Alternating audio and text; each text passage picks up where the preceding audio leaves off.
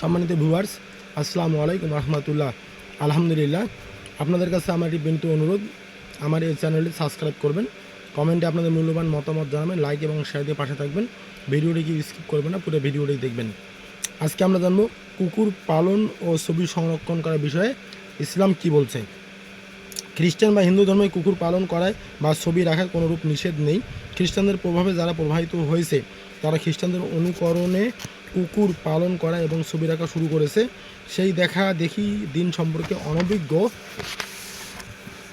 কিছু সংখ্যক মুসলমানও ছবি রাখা এবং কুকুর পালন শুরু করেছে। অথচ আমাদের প্রাণপ্রিয় পয়গম্বর রাসূলুল্লাহ সাল্লাল্লাহু আলাইহি সাল্লাম অত্যন্ত তাকিদের সাথে কুকুর পালন করতে এবং ছবি রাখতে নিষেধ করে গেছেন। যারা মুসলমান নাম ধারণ করা সত্ত্বেও নবীর আদেশ পালন না করে অন্য মিথ্যে ধর্ম অনুকরণ করে, তাদের চেয়ে দুর্ভাগা ইহকালে বা পরকালে আর কেউ নেই। রাসূল সাল্লাল্লাহু আলাইহি সাল্লাম বলেছেন, যে বাড়িতে বা যে ঘরে কুকুর থাকবে অথবা ছবি থাকবে, সে ঘর এবং সেই বাড়ি থেকে আল্লাহর রহমতের ফেরেশতা চলে যাবে। নবী করিম সাল্লাল্লাহু আলাইহি সাল্লাম আরও বলেছেন, সর্বাপেক্ষা বেশি শাস্তি তাদের হবে যারা ছবি বানাবে। বুখারী শরীফ। নবী করিম সাল্লাল্লাহু আলাইহি সাল্লাম বলেছেন, শিকার ধরার জন্য, বকরি পাহারা দেওয়ার জন্য, আখ ইত্যাদি কৃষিক্ষেত পাহারা দেওয়ার জন্য, এ তিনটি কারণ ব্যতীত অপর কোনো কারণে যে কেউ কুকুর পালন করবে, প্রত্যহ তার নেকি হতে এক এক কিরাত করে কম হতে থাকবে। বুখারী। অন্য এক হাদিসে আছে, এক কিরাত উহুদ পাহাড়ের সমান। এ সকল হাদিসের মাধ্যমে ছবি রাখা এবং কুকুর পালা হারাম প্রমাণিত হয়েছে। সুতরাং শিশুদের খেলনার উপর রাবার অথবা মাটির মূর্তি, পাথর বা কাঠের পুতুল ব্যবহার করা এবং ঘরে রাখা দুরূহ নয়।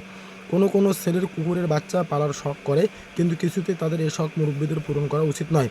ছবি চার প্রকার যাকে ভক্তি করা হয়, যেমন কোনো দেবদেবীর ছবি বা কোনো পীর পয়গম্বরের ছবি, কোনো মন্দিরের ছবি বা কোনো পুরস্কারের ছবি, এটা সর্বাপেক্ষা বড় পাপ। কোনো রূপসী রমণীর ছবি যা দেখলে পুরুষের উত্তেজনা বৃদ্ধি পায়, এতে দ্বিগুণ পাপ হয়। সাধারণ ছবি যাতে কোনো উত্তেজনা নেই, এতে একটি পাপ।